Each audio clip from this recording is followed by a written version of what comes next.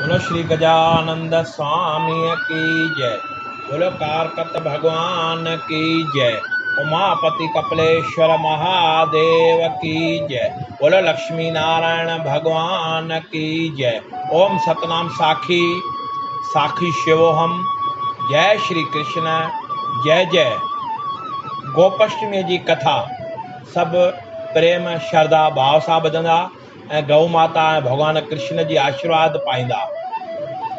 गोपाष्टमी जी कथा हेठिए रीत आहे।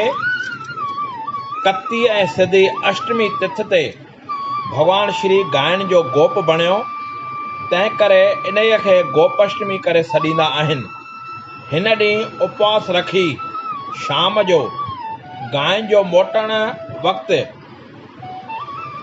गुस जले उन जो वॾो महात्म आहे। गोपाष्टमी ॾींहुं सिॼु लहण खां अॻु में अटकल 5 बजे गांइ जे मोटण वक़्तु शहर जे ॿाहिरां वञी पहिरां ई गऊ माता जा पेर धोइजनि, गऊ माता खे निरड़ ते तिलक लॻाइजे ऐं इन खे वारंवार नमस्कार कजे ऐं गुलनि फुलनि सां गऊ माता जी पूॼा कजे। अटे जो पेड़ो या ककड़ा या गाहु गांइ खे खाराए पोइ गऊअ जी परिक्रमा ॾेई उन जे पुठियां थोरो पंधु कजे।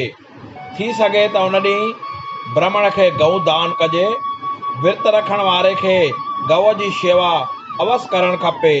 गोपाष्टमीअ जो विर्त श्री भगवान कृष्ण खे ॾाढो प्यारो आहे। गोपाष्टमीअ जे विर्त रखण वारे जी महिमा चवण ऐं लिखण खां ॿाहिरि आहे। जेको मंछ हीअ कथा एकाग्र चित्त ॾेई पढ़ंदो ऐं ॿुधंदो तंहिंखे हिकु यज्ञ जे पुण्य जेतिरो फल मिलंदो। बोलो गोपाष्टमी मैया की जय। बोलो भगवान कृष्ण की जय।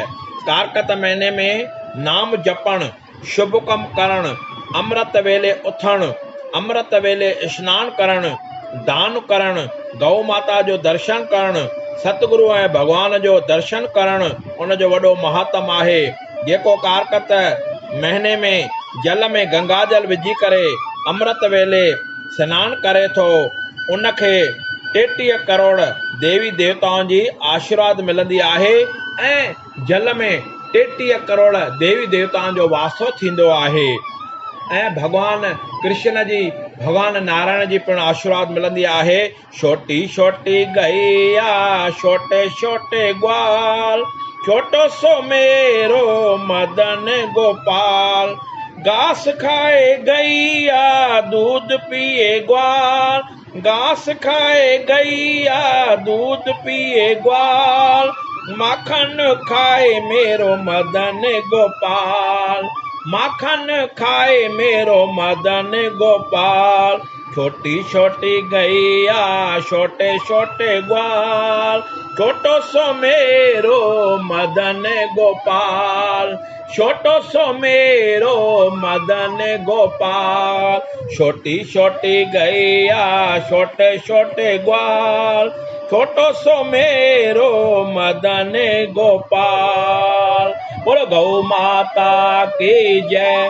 बोलो गोपाष्टमी वाले साईं की जय। गौ हमारी माता है, देश धर्म का नाता है। गौ हमारी माता है, देश धर्म का नाता है।